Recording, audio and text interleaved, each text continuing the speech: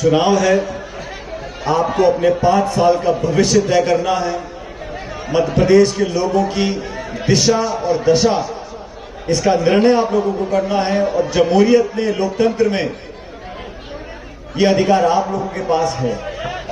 लगभग 2 दशक से यहाँ भाजपा का शासन रहा और लगभग 1 दशक से दिल्ली में बीजेपी का शासन है।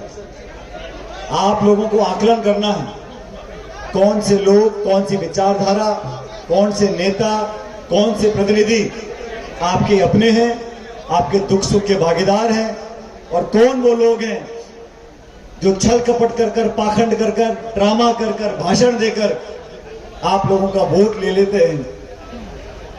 भारतीय जनता पार्टी की सरकार मध्य प्रदेश में है और बार बार कहा जाता है double engine, double engine, double engine, यही बोलते हैं सब लोग।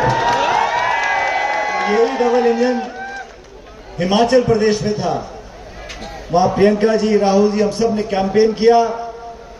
जनता ने वहां पर हिमाचल प्रदेश में 1 इंजन सीज कर दिया। दूसरा इंजन कर्नाटक में था। कर्नाटक में भी double engine, double engine, double engine. वहां पर हम सब ने प्रचार किया और प्रचंड बहुमत लेकर सरकार कांग्रेस पार्टी की बन गई। वो इंजन भी सीज हो गया। अब आप लोग ये मध्य प्रदेश, छत्तीसगढ़, राजस्थान, तेलंगाना में कांग्रेस की सरकार बना दो, दिल्ली वाला इंजन भी फेल हो जाएगा बीजेपी का। ये मैं आपको आश्वासन देना चाहता हूं। आपके बीच में सज्जन वर्मा जी ने कांग्रेस का संकल्प बताया। जो चिंता हमारे जहन में रहती है किसानों की, गरीबों की, नौजवानों की, बेरोजगारों की, शिक्षा की, चिकित्सा की, रोजगार की, किसानी की, बिजली की, तेल की, खाद की, बीज की, उसके बारे में हम क्या करेंगे अगले 5 साल में, वो सब आपके बीच में बताया। मैं पूछना चाहता हूं भाजपा के साथियों से, आपको 20-20 साल का समय दिया। 10 साल में केंद्र सरकार में पूर्ण बहुमत की सरकार आपकी रही। क्या आपने किसानों की आमदनी दुगनी करी? यहां पे कितने किसान बैठे हैं, किसकी आमदनी दुगनी हो गई है? इन्होंने वादा किया था विदेशों में जो काला धन है उसको वापस लाकर आप सबके खातों में डाल देंगे। आप में से कितनों के खातों में काला धन वापस आ गया मुझे बता दो। 2 करोड़ रोजगार देंगे, महंगाई कम कर देंगे। ये सारे वादे करने के बाद सत्ता में वो लोग आए और आज लगभग 10 साल हो गए। इनसे पूछो, टमाटर, प्याज, चायपत्ती, तेल, साबुन, इनके दाम बढ़ रहे हैं, तो जवाब आता है हिंदुस्तान और पाकिस्तान। आप बोलो साहब, किसान परेशान है, खाद नहीं है, बिजली नहीं है, बीज नहीं है, सिंचाई का साधन नहीं है, तो बोलते मंदिर और मस्जिद। ले देखे इनके पास वही डायलॉग है। धर्म की बात, जाति की बात, बिरादरी की बात, गोत्र की बात, मंदिर की बात, मस्जिद की बात। कांग्रेस के लोग बोलते हैं नौजवानों की बात करो, रोजगार की बात करो, निवेश की बात करो, उद्योग की बात करो, किसानों की बात करो, चिकित्सा की करो, सड़कों की करो, कारखानों की करो। हम विकास चाहते हैं, विकास करना चाहते हैं, लेकिन दुर्भाग्यवश बीजेपी ने अपने वादे पूरे नहीं किए। लेकिन सज्जन वर्मा जी के इस क्षेत्र में जो लगाव मैंने देखा है, जो जोश आप लोगों का देखा है, मैं दावे से कह सकता हूं कि 17 तारीख को प्रचंड बहुमत देकर सोनकच्छ में सज्जन भाई जीत कर जाएंगे। और अरे मेरी बात सुनो,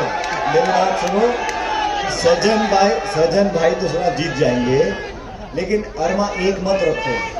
अरमा बहुत सारे होने चाहिए। अरमा ये होना चाहिए कि हमारा नेता जीत कर जाएगा तो भोपाल में इतनी बड़ी ताकत उनको मिलेगी कि पूरे क्षेत्र का विकास कर सकें। आप एक विधायक को नहीं जिता रहे हो, आपका वोट एक एमएलए को नहीं बना रहा, आपका वोट एक ऐसे नेता को ताकत दे रहा है जो मध्य प्रदेश भोपाल में बैठकर अपना डंडा चलाएगा वहां भोपाल से। बात को याद रखना।